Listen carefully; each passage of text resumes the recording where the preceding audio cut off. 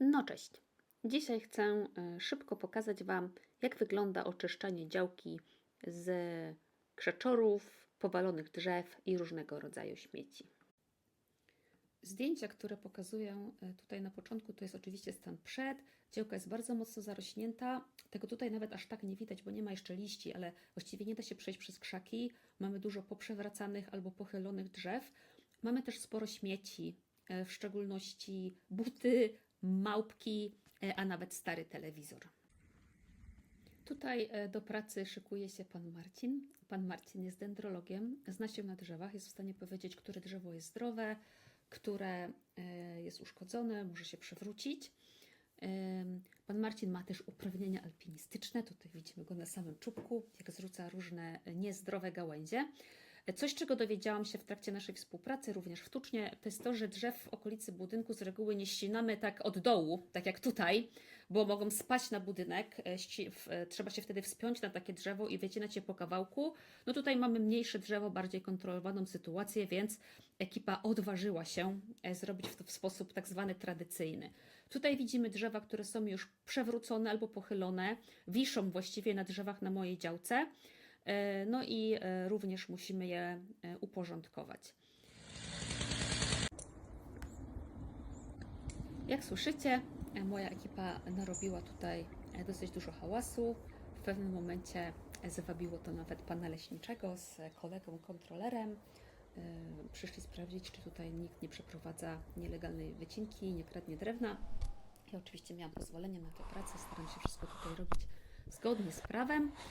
Ale ta wizyta na koniec wyszła nam na zdrowie, ponieważ mogliśmy sobie porozmawiać o leśnych drzewach, które się pokładają na tej działce, które będą musieli usunąć pracownicy lasu, o tym, co robimy, gdzie są granice, jak możemy sobie pokojowo koegzystować. Tutaj widzimy już wideo z zakończenia akcji. Moja dumna ekipa ogrodników pokazuje, jak okolica wygląda w tej chwili.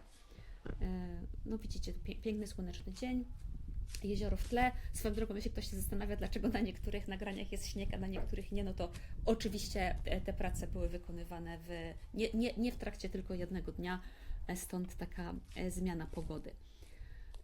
Co dalej?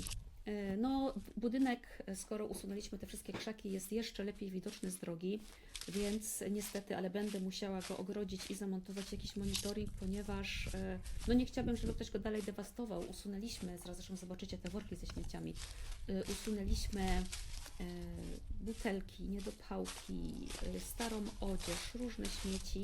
Bardzo bym chciała, żeby one za chwilkę nie wróciły.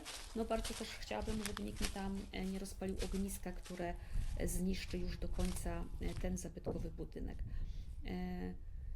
Mamy tam o dziwo internet, mamy światłowód, nie mamy prądu, ale w tym tygodniu udało mi się podpisać umowę z Eneą, także monitoring też za chwilkę tam zamontujemy.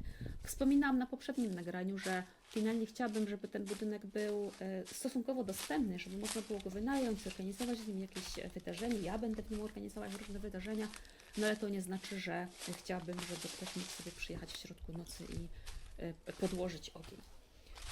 Co jeszcze będę robić w najbliższym czasie? Moje minimum na ten rok to jest tak naprawdę dosyć duże przedsięwzięcie naprawienia fundamentów. Budynek ma uszkodzone fundamenty, być może zwróciliście uwagę na nagraniach albo na zdjęciach. Widać dosyć duże pęknięcie, on jest na zboczu, to zbocze pracuje. Tutaj na chwilkę tylko pokazuję zbiory śmieci, które na tej działce usunęliśmy. No i mam już projekt, jak te fundamenty naprawić. Tutaj widzimy plany, tak najpierw podparcia wszystkiego zastrzałami, a później na działkę wkroczy mikropalownica i będziemy już te fundamenty naprawiać tak naprawdę na przyszłość.